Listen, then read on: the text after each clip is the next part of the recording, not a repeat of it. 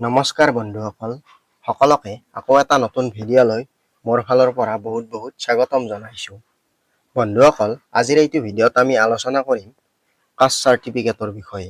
আপুনি যদি এতিয়ালৈকে কাষ্ট চাৰ্টিফিকেট বনোৱা নাই, আপুনি আপোনাৰ হাতত থকা মোবাইলটোৰ পৰাই কোনো ধৰণৰ অনলাইন চেণ্টাৰত নোযোৱাকৈ কাষ্ট চাৰ্টিফিকেট অনলাইন এপ্লাই কৰিব পাৰিব। আগত আপুনি কাষ্ট চাৰ্টিফিকেট বনালে অফলাইন হৈছিল আৰু এতিয়া আপুনি অনলাইনৰ মাধ্যমত ডিজিটেলাইজ কাষ্ট চাৰ্টিফিকেট বনাব পাৰিব। আৰু আপোনাৰ কাষ্ট চাৰ্টিফিকেট বনালে কি লাভ হ'ব আজি মই আপোনাক জনাম। যদি আপুনি কাষ্ট চাৰ্টিফিকেট বনায়, কাষ্ট চাৰ্টিফিকেট এটা অফিচিয়েল ডকুমেণ্ট হয় আৰু এটা জাতিৰ প্ৰমাণপত্ৰ হয়।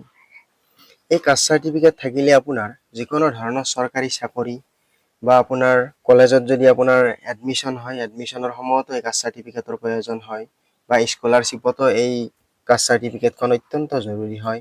যিকোনো ধৰণৰ চৰকাৰী আঁচনি হওক, চৰকাৰী ঘৰ হওক বা চৰকাৰী কিছুমান লোন ছাবচিডি হওক, আপোনাৰ বহুত কামত আহিব। যদি আপুনি এতিয়ালৈকে এই কাষ্ট চাৰ্টিফিকেটখন বনোৱা নাই, আজি আপুনি আপোনাৰ হাতত থকা মোবাইলটোৰ পৰাই কেনেকৈ অনলাইন মাধ্যমত কাষ্ট চাৰ্টিফিকেট বনাব পাৰিব মই আপোনাক ষ্টেপ বাই ষ্টেপ দেখুৱাই যাম আৰু ভিডিঅ'টো আপুনি স্কিপ নকৰিব, সম্পূৰ্ণ শেষলৈকে চাই থাকিব।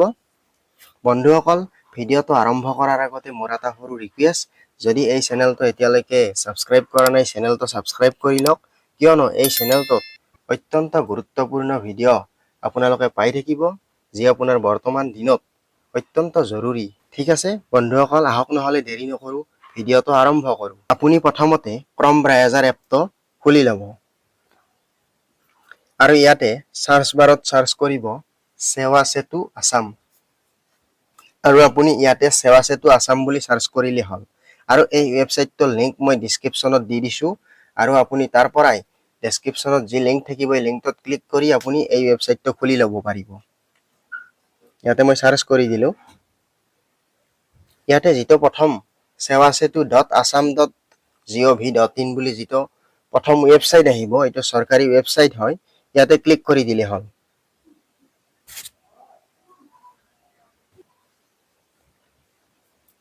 আৰু আপোনাৰ পেজটো এনেকৈ খোলা যাব।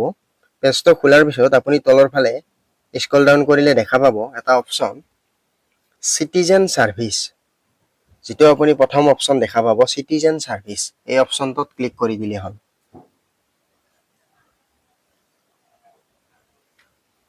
এইবাৰ আপোনাৰ নতুনকৈ পেজ এটা খোলা গৈছে। এই সেৱা সেতু যিটো ৱেবছাইট হয়, এই ৱেবছাইটত যিমান ছাৰ্ভিচ আছে ইয়াতে গোটেইবিলাক আপুনি দেখা পাব।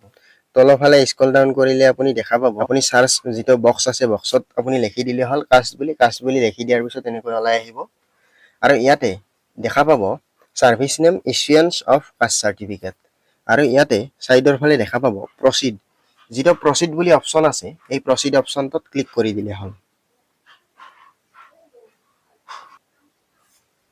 ইয়াতে আৰু নতুনকৈ পেজ এটা খোলা গৈছে।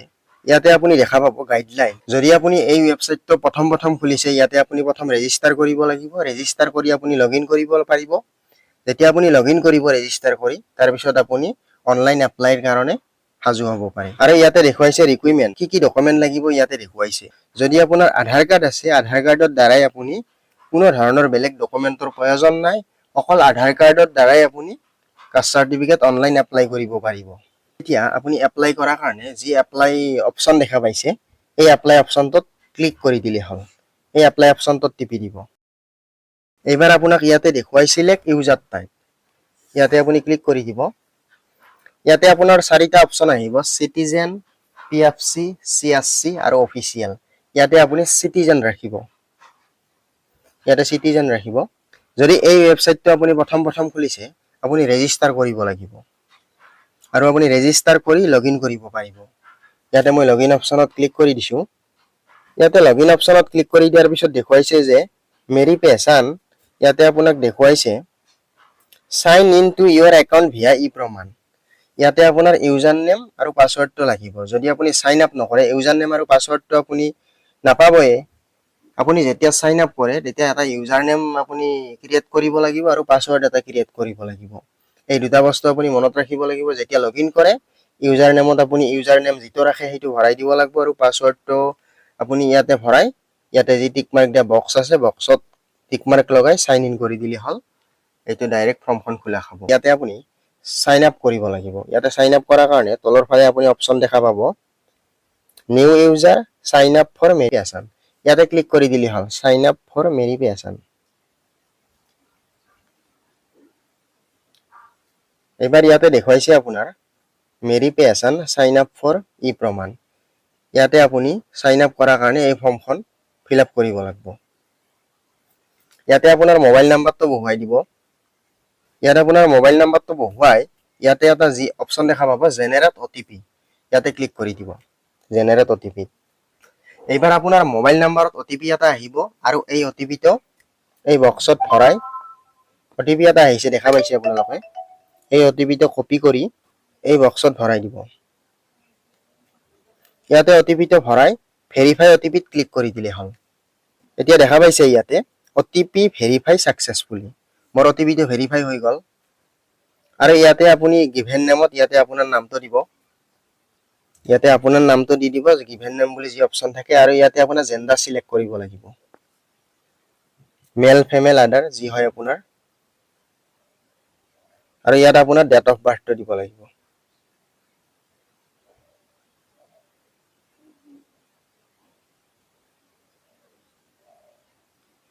ইয়াতে আপোনাৰ ডেট অফ বাৰ্থটো বহুৱাই দিলে হ'ল।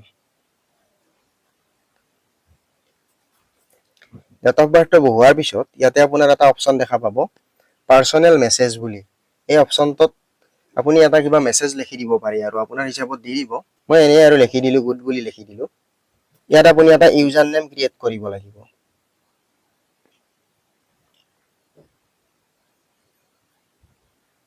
আপুনি যেটা ইউজাৰ নেম ক্ৰিয়েট কৰে আপুনি স্ক্ৰিনশ্বট মাৰি ৰাখিব, নহলে আপুনি এই ইউজাৰ নেমটো কৰবাত লিখি থৈ দিব। যেতিয়া লগইন কৰে লগইন কৰাৰ সময়ত আপোনাক এই ইউজাৰ নেমটো লাগিব। আৰু ইয়াতে আপুনি এটা পাসওয়াৰ্ড ক্ৰিয়েট কৰিব লাগিব। ইয়াতে কনফাৰ্ম পাসওয়াৰ্ড আপুনি যেটো পাসওয়াৰ্ড ওপৰত ক্ৰিয়েট কৰিলে সেই পাসওয়াৰ্ডটোৱে ইয়াত আৰু একবাৰ বহুৱাই দিব। কনফাৰ্ম পাসওয়াৰ্ড বহাই ইয়াতে আপোনাক সুধিছে এন্টাৰ এনসুৱেৰ। ইয়াতে আপোনাক এটা প্ৰশ্ন সুধিছে 9 + 10 কিমান হ'ব, আপোনাক এটা ইয়াতে উত্তৰ বহুৱাব দিছে। আপোনাৰ বেলেগ আহিব, সকলোৰে বেলেগ বেলেগ। ইয়াতে এই উত্তৰটো আপুনি বহাই দিব যি আহে আপোনাৰ। বিয়োগো দিব পাৰে, মোক যোগ দিছে বিয়োগো আহি যায়। ইয়াতে আই কনসেন্ট টাৰ্ম এণ্ড কণ্ডিশ্যন এই বক্সটোত টিক মাৰ্ক লগাই দিলে হ'ল। ইয়াতে দেখুৱাইছে টাৰ্ম এণ্ড কণ্ডিশ্যন। ইয়াতে তলত একসেপ্ট যি অপচন আছে একসেপ্ট অপচনটোত ক্লিক কৰি দিলে হ'ল। একসেপ্ট অপচনত ক্লিক কৰাৰ পিছত ইয়াতে আপোনাৰ সাইন আপ বুলি যি অপচন দেখিব এই অপচনটোত ক্লিক কৰি দিব। আপুনি সাইন আপ অপচনত ক্লিক কৰি দিয়াৰ পিছত মেছেজ এটা আহিব আৰু ইয়াতে মেছেজটো দেখুৱাইছে যে dear user you have been successfully registered on e Pramaan. ঠিক আছে, এনেকৈ মেছেজ আহিব আপোনাৰ যেতিয়া সাইন আপ কৰে ৰেজিষ্টাৰ হোৱাৰ পিছত এনেকৈ মেছেজ আহিব। ইয়াতে বেক কৰি দিলো মই। এইবাৰ আপুনি হোম পেজত আহি আমি আগৰ নিচিনাকৈ যেনেকৈ ক্লিক কৰিছিলো সিটিজেন সাৰ্ভিস ইয়াতে ক্লিক কৰি দিলে হ'ল। আৰু ইয়াতে আপুনি তলৰ ফালে যেটো সাৰ্চ বক্স আছে ইয়াতে সাৰ্চ বক্সত কাষ্ট বুলি লিখি দিলে হ'ল। কাষ্ট বুলি লিখি দিয়াৰ পিছত আপোনাৰ কাষ্ট সাৰ্টিফিকেটত যি আপুনি অনলাইন এপ্লাই কৰিব কাষ্ট সাৰ্টিফিকেটৰ হেৰিটো অপচনটো আহি যাব। ইয়াতে প্ৰচিড অপচনত ক্লিক কৰি দিলে হ'ল। সাইন আপ হোৱাৰ পিছত আপুনি আৰু হোম পেজৰ পৰা আহিব পাৰে। এবাৰ আপুনি ডাইৰেক্ট এপ্লাই অপচনত ক্লিক কৰি দিলে হ'ল। এবাৰ ইয়াতে দেখা পাইছে মোৰ ডাইৰেক্ট ফৰ্মখন সাইন আপ কৰাৰ পিছত ডাইৰেক্ট ফৰ্মখন মোৰ খোল খাই গৈছে। ইয়াতে দেখুৱাইছে জাতিৰ প্ৰমাণ পত্ৰৰ বাবে আবেদন। ইয়াতে আপোনাৰ দৰকাৰী কিছুমান বস্তু দিছে আৰু ইয়াতে পঢ়ি চাব পাৰে। এইখিনি বাৰু মই এতিয়া পঢ়িখিনি শুনোৱা নাই, ভিডিঅটো বহুত দীঘলীয়া হৈ যাব। আৰু যিবিলাক ষ্টাৰ দিয়া থাকিব, যিবিলাক মানে ষ্টাৰ চিন থাকিব সেই চিনবিলাক মানে ইয়াতে দেখুৱাইছে যে চিহ্ন দিয়া স্থানসমূহ বাধ্যতামূলক আৰু স্থানসমূহ পূৰণ কৰিব লাগিব।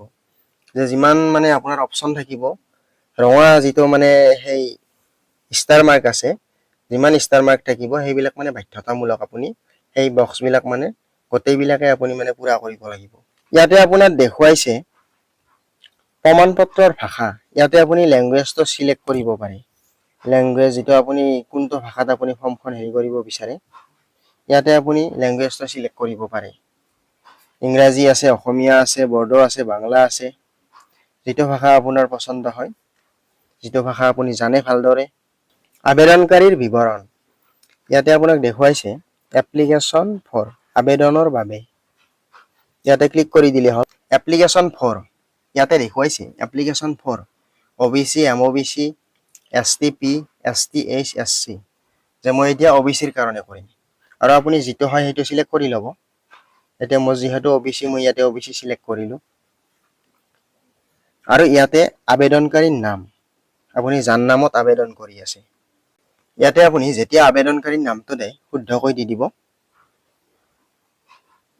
ডকুমেন্টত যেনেকৈ থাকে এনেকৈ দিব আৰু ইয়াতে জেন্ডাৰ সিলেক্ট কৰিব মেল ফিমেল আদাৰ যি হয় আপোনাৰ ইয়াতে মোবাইল নাম্বাৰটো সিলেক্ট হৈ আছে আৰু ইয়াতে যদি আবেদনকাৰীৰ পান নম্বৰ আছে পান কাৰ্ড নম্বৰটো ইয়াতে বহুৱাব পাৰে আৰু তো এতিয়া যদি 18 বছৰৰ তলত হয় তেতিয়া হলে ভোটাৰ কাৰ্ড বা পান কাৰ্ড প্ৰায় নাথাকে আধাৰ কাৰ্ডখন থাকে আজি ইয়াতে নবহালেও হ'ব এই দুটা অপচনেল হয় আৰু ইয়াতে দেখুৱাইছে আবেদনকাৰী ডেট অফ বাৰ্থ ইয়াতে ডেট অফ বাৰ্থটো বহুৱাই দিব যিমান হয় ডেট অফ বাৰ্থটো বহুৱাৰ পিছত ইয়াতে সুধিছে ফাদাৰ্স নেম ইয়াতে ফাদাৰ্স নেমটো বহুৱাই দিলে হ'ল আৰু ইয়াতে সুধিছে মাদাৰ নেম ইয়াতে মাদাৰ্স নেমটো বহুৱাই দিলে হ'ল ইয়াতে ফাদাৰ নেম মাদাৰ্স নেম বহুৱাৰ পিছত ইয়াতে আপোনাৰ সুধিছে জাতি জনজাতি সম্প্ৰদায় যে আপোনাৰ জাতি কি হয় ইয়াতে এই অপচনটোত ক্লিক কৰি দিলে হ'ল সিলেক্ট এ কাষ্ট বুলি যেটো অপচন আছে ইয়াতে ক্লিক কৰি দিলে হ'ল আহোম আছে বাৰিয়া আছে বাৰজুবি আছে বাৰৈ আছে যি হয় আপোনাৰ মোৰ হিচাপত মোৰ যি হয় মই সিলেক্ট কৰিছো আৰু আপুনি ইয়াতে অপচনটোত ক্লিক কৰিলে আহি যাব আপোনাৰ যেটো অপচন হয় হেতু ক্লিক কৰি দিলে হ'ল আৰু ইয়াতে দেখুৱাইছে উপজাতি ইয়াতে ক্লিক কৰি দিলে হ'ল সিলেক্ট এ সাব কাষ্ট ইয়াতে ক্লিক কৰি দিলে হ'ল ইয়াতেও আপোনাৰ অপচন আহিব আপোনাৰ হিচাপত যেটো হয় আপুনি বহুৱাই দিব ইয়াতে তলত আহিছে এবাৰ আবেদনকাৰীৰ ঠিকনা ইয়াতে আপোনাৰ এড্ৰেছ লাইন 1 এড্ৰেছ লাইন 2 দুটা আপুনি মানে এড্ৰেছ দিব পাৰে ইয়াতে আপোনাৰ দেখুৱাইছে ঘৰৰ নম্বৰ আপোনাৰ ঘৰৰ নম্বৰ যিমান হয় ঘৰৰ নম্বৰটো বহুৱাই দিব আৰু ইয়াতে আপুনি ৰাজ্য সিলেক্ট কৰিব লাগিব ৰাজ্যটো অলৰেডি সিলেক্ট হৈ আছে আসাম আৰু ইয়াতে আপুনি ডিস্ট্ৰিক্ট সিলেক্ট কৰিব লাগিব ডিস্ট্ৰিক্ট সিলেক্ট কৰাৰ পিছত ইয়াতে আপুনি মহকুমা সিলেক্ট কৰিব লাগিব এবাৰ আপোনাৰ ইয়াতে আপোনাৰ যি ৰাজচক্ৰ যি হয় ইয়াতে ক্লিক কৰি দিলে হ'ল অপচনটো ওলাই আহিব আপোনাৰ যোনটো হয় আপুনি ইয়াতে বহুৱাই দিলে হ'ল ইয়াতে আপোনাৰ মৌজা সিলেক্ট কৰিব লাগিব আপোনাৰ গাঁও চহৰ আপোনাৰ গাঁৱৰ নাম যি হয় ইয়াতে বহুৱাই দিব ইয়াতে লিখি দিব টাইপ কৰি শুদ্ধকৈ আপোনাৰ থানা আৰক্ষী থানা যি হয় বহুৱাই দিব ইয়াতে লিখি দিব শুদ্ধকৈ আৰক্ষী থানা বহুৱাৰ পিছত ইয়াতে আপোনাৰ আহিব পোষ্ট অফিচ ডাকঘৰ আপোনাৰ পোষ্ট অফিচৰ নামটো ইয়াতে লিখি দিব ইয়াতে পোষ্ট অফিচৰ নাম বহুৱাৰ পিছত ইয়াতে আপোনাৰ পিন কোডটো বহুৱাই দিব আপোনাৰ পিন কোড যিমান হয় পিন কোডটো বহুৱাৰ পিছত ইয়াতে একবাৰ আপুনি চাব পাৰিব গটেখিনি আপোনাৰ ডিটেইলখিনি শুদ্ধ হৈছে নে নাই আপুনি চাই মিলি যি সেভ এণ্ড নেক্সট অপচন এটা দেখা পাব ইয়াতে ক্লিক কৰি দিলে হ'ল ইয়াতে আহিব are you sure do you want to proceed ইয়াতে ইয়েস অপচনত ক্লিক কৰি দিলে হ'ল আপোনাৰ এনেকুৱাকৈ দেখুৱাব success Euro application has been successfully submitted ইয়াতে আপুনি এতিয়া আপোনাৰ ডকুমেন্ট আপলোড কৰিব লাগিব এপ্লিকেন্ট ফটো আপুনি যাৰ নামত আবেদন কৰি আছে তেখেতৰ ফটো লাগিব যদি আপোনাৰ নামত হয় আপোনাৰ ফটো লাগিব ইয়াতে আপুনি সিলেক্ট অপচনত ক্লিক কৰি দিলে হ'ল আৰু ইয়াতে এপ্লিকেন্ট ফটোত ক্লিক কৰি দিলে হ'ল আৰু ইয়াতে যি ব্ৰাউজ বুলি অপচন আছে ইয়াতে ক্লিক কৰি আপুনি যেটো ফাইলত ফটোখন ৰাখে তাৰ পৰা আপলোড কৰি দিলে হ'ল ইয়াতে মই এপ্লিকেন্ট ফটোটো আপলোড কৰি দি দিলো এবাৰ আপোনাৰ ইয়াতে সুধিছে proof of date of birth ইয়াতে আপুনি জন্মৰ প্ৰুফ হিচাপে কি দিব ইয়াতে দেখুৱাইছে বাৰ্থ সাৰ্টিফিকেট দিব পাৰে আধাৰ কাৰ্ড দিব পাৰে পান কাৰ্ড এডমিট কাৰ্ড যেটো আপোনাৰ HLC পৰীক্ষাৰ সময়ত এডমিট কাৰ্ড দিয়া হয় চৰকাৰৰ ফালৰ পৰা সেই এডমিট কাৰ্ডটো দিব পাৰে ইয়াতে মই আধাৰ কাৰ্ডটোৱে দি দিম ইয়াতে সিলেক্ট অপচনত ক্লিক কৰিলে হ'ল ইয়াতে আপোনাৰ অপচন কেইটা দেখুৱাব ইয়াতে মই আধাৰ কাৰ্ডে সিলেক্ট কৰিলো আৰু ইয়াতে যি ব্ৰাউজ অপচন দেখা পাব এই ব্ৰাউজ অপচনত ক্লিক কৰিলে হ'ল যেটো বাৰ্থ সাৰ্টিফিকেট আছে এইটো আপুনি PDF ফাইলত আপলোড কৰিব লাগিব আৰু এইটো ফটোটো PDF ফাইলত নহলেও হ'ব যত আপুনি এই ডকুমেন্টটো সেভ কৰি ৰাখিছে PDF ফাইলত তাৰ পৰা আপলোড কৰি দিলে হ'ল আৰু ইয়াতে আহিব আপোনাৰ প্ৰুফ অফ ৰেসিডেন্স আৰু ইয়াতে আপুনি প্ৰুফ অফ ৰেসিডেন্স হিচাপে কি দিব পাৰিব মই কৈ আছো আপোনাক ইয়াতে আপুনি দিব পাৰিব one of permanent residence certificate যদি আপোনাৰ PRC আছে আধাৰ কাৰ্ড ইফিক ল্যান্ড ডকুমেন্ট কিবা যদি মাটিৰ কাগজ আছে ইলেক্ট্ৰিসিটি বিল দিব পাৰিব ration card of applicant for parent যদি ঘৰৰ কোনোবা ৰেশন কাৰ্ড আছে ৰেশন কাৰ্ড ব্যৱহাৰ কৰিব পাৰিব ইয়াতে মই এই অপচনটো আধাৰ কাৰ্ডে সিলেক্ট কৰিম ইয়াতে সিলেক্ট অপচনত ক্লিক কৰি দিলে হ'ল আৰু ইয়াতে অপচন কেইটা আহিব ইয়াতে মই আধাৰ কাৰ্ডে দি দিম আৰু ইয়াতে যি ব্ৰাউজ অপচন আছে ব্ৰাউজ অপচনত ক্লিক কৰি আপুনি ডকুমেন্টটো PDF ফাইলত আপলোড কৰি দিলে হ'ল আৰু আপুনি PDF ফাইলত কেনেকৈ আপলোড কৰিব ফটো আপুনি কেনেকৈ PDF ফাইল বনাব ইমেজ কেনেকৈ মানে ইমেজ যেটো আপোনাৰ সাইজ থাকে MB ৰ পৰা KB কেনেকৈ কৰিব মোৰ অলৰেডি ভিডিও বনোৱা আছে আপুনি চেনেল ভিজিট কৰিলে পাই যাব ইয়াতে মই প্ৰুফ অফ ৰেসিডেন্স যিখন মানে আধাৰ কাৰ্ড এইটো ডকুমেন্টে দি দিলো ইয়াতে তলত দেখুৱাইছে আপোনাৰ কাষ্ট সাৰ্টিফিকেট অফ ফাদাৰ এইটো ইমান জৰুৰী নহয় যেহেতু ৰঙা ষ্টাৰ মাৰ্ক নাই ইয়াতে আপুনি দিলেও দিব পাৰে আৰু নেদিলেও কোনো কথা নাই ইয়াতে সিলেক্ট অপচনত ক্লিক কৰিলে হ'ল আৰু ইয়াতে কাষ্ট সাৰ্টিফিকেট অফ ফাদাৰ ইয়াতে ক্লিক কৰিলে হ'ল ইয়াতে ক্লিক কৰাৰ পিছত ব্ৰাউজ অপচনত যাব আৰু যি আপুনি PDF ফাইলত ৰাখিছে তাৰ পৰা ডকুমেন্টটো আপলোড কৰি দিলে হ'ল এইটো মই দি দিলো ফাদাৰ কাষ্ট সাৰ্টিফিকেটটো নেদিলেও কথা নাই আৰু যদি আপোনাৰ ঘৰৰ কোনোবাৰ আছে তেতিয়া হলে দিলে ভাল আৰু কিবা কাৰণত কেতিয়াবা নেদিলে মানে একচেপ্ট নকৰে যদি একচেপ্ট নকৰে দি দিলে হ'ল আৰু এই দুটা কোনো কথা নাই এই দুটা নেদিলেও হ'ব আৰু ইয়াতে সাবমিট অপচনত ক্লিক কৰি দিম মই এতিয়া ইয়াতে সাবমিট অপচনত ক্লিক কৰাৰ পিছত ইয়াতে দেখুৱাইছে success Euro application has been successfully submitted ইয়াতে আপোনাৰ আবেদনকাৰীৰ যিখিনি বিৱৰণ ইয়াতে আহিছে আপুনি চাব পাৰে শুদ্ধকৈ আছে নে নাই আৰু গোটেইখিনি চোৱাৰ পিছত আৰু ইয়াতে আপুনি যদি কিবা কাৰণত ভুল হৈছে এডিট অপচনত ক্লিক কৰি আপুনি এডিট কৰিব পাৰিব আৰু ইয়াত আপুনি যি মেক পেমেন্ট বুলি অপচন আছে মেক পেমেন্টত ক্লিক কৰি দিলে হ'ল আৰু এতিয়া আপুনি পেমেন্ট কৰিব লাগিব যদি আপুনি নিজে কৰে তেতিয়া হলে 40 টকা পে কৰিব লাগিব আৰু যদি আপুনি অনলাইন চেণ্টাৰত গৈ কৰে তেতিয়া হলে এক্সট্ৰা চাৰ্জ ভৰিব লাগিব আৰু ইয়াতে আপোনাৰ দেখুৱাইছে পেমেন্ট মোড ইন্টাৰনেট বেংকিং আৰু ইয়াতে পেমেন্ট গেটৱে UPI পেমেন্ট আৰু অলসো আপুনি ইয়াতে ইন্টাৰনেট বেংকিংৰ দ্বাৰাও পেমেন্টটো কৰিব পাৰে 40 টকা পে কৰিব লাগিব আৰু UPI ID হক বা আপোনাৰ ক্ৰেডিট কাৰ্ড ডেবিট কাৰ্ডৰ দ্বাৰাও পেমেন্টটো কৰিব পাৰিব ইয়াতে আপুনি পেমেন্ট গেটৱেত ক্লিক কৰি দিলে হ'ল আৰু ইয়াতে আপুনি বেংক সিলেকশন কৰিব পাৰে ইয়াতে আপুনি যিকোনো বেংক চাৰ্জ কৰিব লাগিব আৰু ইয়াতে এগ্ৰি অপচনত ক্লিক কৰি ইয়াতে এগ্ৰিত ক্লিক কৰি প্ৰসেস ফৰ পেমেন্ট ইয়াতে ক্লিক কৰি দিলে হ'ল ইয়াতে ক্লিক কৰি দিয়াৰ পিছত আপুনি পেমেন্টটো যেতিয়া কৰিব পেমেন্টটো হোৱাৰ পিছত আপোনাৰ একনলেজমেন্ট ফৰ্ম এখন আহিব এই একনলেজমেন্ট ফৰ্মখনত আপোনাৰ নাম্বাৰ এটা থাকিব ৰেফাৰেন্স নাম্বাৰ বা ট্ৰেকিং নাম্বাৰ এই নাম্বাৰটো আপুনি ৰাখি থৈ দিব লাগিব এই ট্ৰেকিং নাম্বাৰটোৰ দ্বাৰা আপুনি চাই থাকিব পাৰিব কেতিয়ালৈকে আপোনাৰ কাষ্ট সাৰ্টিফিকেটখন হয় 30 দিনৰ ভিতৰত আপোনাৰ হৈ যাব হোৱাৰ পিছত আপুনি ডিজিটেলাইজ ডাউনলোড কৰিব পাৰিব এগ্ৰি অপচনত ক্লিক কৰাৰ পিছত প্ৰসিড ফৰ পেমেন্ট ইয়াতে ক্লিক কৰি দিলে হ'ল ইয়াতে ওকে কৰি দিলে হ'ল আৰু ইয়াতে আপোনাৰ পেমেন্টটো কৰাৰ কাৰণে টাইম দেখুৱাব আৰু ইয়াত যি টাৰ্ম এণ্ড কণ্ডিশ্যন আছে ইয়াতে ক্লিক কৰি দিলে হ'ল ইয়াতে ক্লিক কৰি দি কনফাৰ্ম পে ইয়াতে ক্লিক কৰি দিলে হ'ল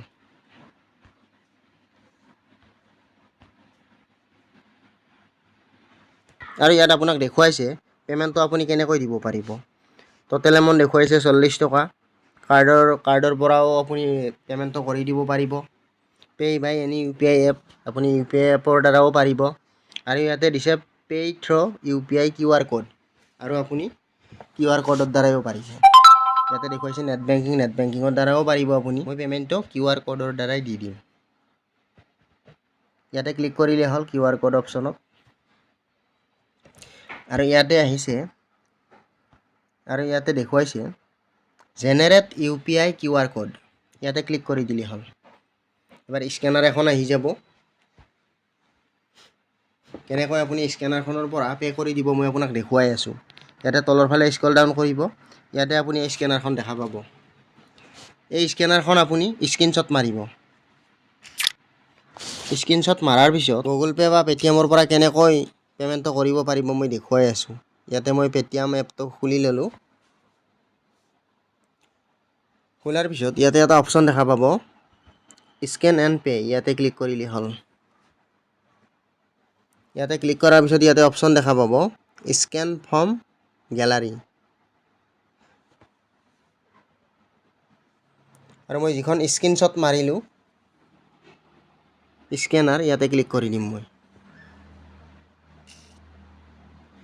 এটা পেমেন্টটো ডাইৰেক্ট আহি গৈছি ইয়াতে আপুনি প্ৰসিড সিকিউৰলি ইয়াতে ক্লিক কৰিলে হ'ল ইয়াতে ক্লিক কৰাৰ পিছত এতিয়া আপুনি পেমেন্টটো দিলে হ'ল ইয়াৰ পৰা মাৰি দেখা পাইছে আপুনি এতিয়া মোৰ পেমেন্টটো হৈ গৈছে এতিয়া মই ইয়াতে আহিলো স্ক্যানাৰখনত পেমেন্টটো কৰাৰ পিছত ইয়াতে আপোনাৰ দেখুৱাব payment has been successfully verify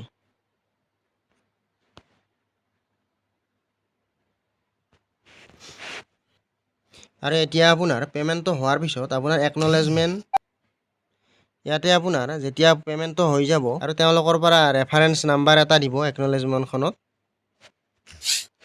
ইয়াতে এইখন একনলেজমেন্ট এপ্লিকেশন একনলেজমেন্ট হয় এইখন আপোনাৰ পেমেন্ট হোৱাৰ পিছত আহিব আৰু ইয়াতে আপোনাৰ ৰেফাৰেন্স নাম্বাৰ থাকিব এই একনলেজমেন্টখন ইয়াতে আপুনি স্ক্ৰিনশ্বটো মাৰি ৰাখিব পাৰে বা আপুনি ইয়াতে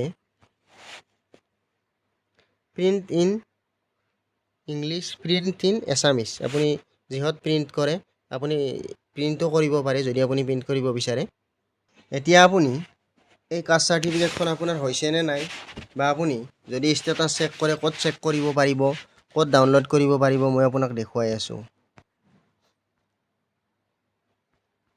ইয়াতে আপুনি ডাইৰেক্ট হোম পেজত আহি যাব এবাৰ প্ৰথমৰ নিচিনাকৈ হোম পেজত আহাৰ পিছত ইয়াতে এটা অপচন দেখা পাব ট্ৰেক বুলি ইয়াতে ক্লিক কৰি দিলে হ'ল আৰু ইয়াতে ক্লিক কৰাৰ পিছত ইয়াতে এটা অপচন দেখা পাব সাৰ্ভিস বুলি এই সাৰ্ভিস অপচনটোত ক্লিক কৰি দিলে হ'ল ইয়াতে ক্লিক কৰাৰ পিছত যিখন আপুনি স্ক্ৰিনশ্বট মাৰিলে তাতে এটা নাম্বাৰ আছে এপ্লিকেশন ৰেফাৰেন্স নাম্বাৰ একনলেজমেন্টখনত এপ্লিকেশন ৰেফাৰেন্স নাম্বাৰটো বাকচটোত ভৰাই ট্ৰেক কৰি দিলে হ'ল ট্ৰেক কৰি দিয়াৰ পিছত আপোনাৰ আহি যাব যে আপোনাৰ কাষ্ট সাৰ্টিফিকেটখন হৈছে নে নাই হৈছে যদি আপোনাৰ সাকসেস দেখুৱাব আৰু তাৰ পৰা আপুনি 30 দিনৰ ভিতৰত হ'ব পাৰে কেতিয়াবা 30 দিনৰ ভিতৰত হৈ যায় সোনকালেও হৈ যায় তাতকৈ কেতিয়াবা 20 দিনৰ ভিতৰতো হৈ যায় আপোনাৰ যেতিয়া কাষ্ট সাৰ্টিফিকেটখন হৈ যাব হোৱাৰ পিছত আপুনি ইয়াতে ষ্টেটাস চেক কৰি ইয়াৰ পৰা আপুনি ডাউনলোড কৰি ল'ব পাৰিব ডিজিটেলাইজ ইয়াৰ পৰা ডাউনলোড কৰি ল'ব পাৰিব আপুনি ঠিক আছে বন্ধুসকল যদি ভিডিওটো ভাল লাগিলে লাইক কৰিব শেয়াৰ কৰিব আৰু যদি চেনেলটো নতুনকৈ চাই আছে সাবস্ক্ৰাইব কৰিব যদি মই এনেকুৱা ধৰণৰ হেল্পফুল ভিডিও দি থাকো আপোনালোকে সোনকালে পাই যাব ঠিক আছে সকলে ভালে থাকিব আজিলৈ ইমানতে এৰিছো ধন্যবাদ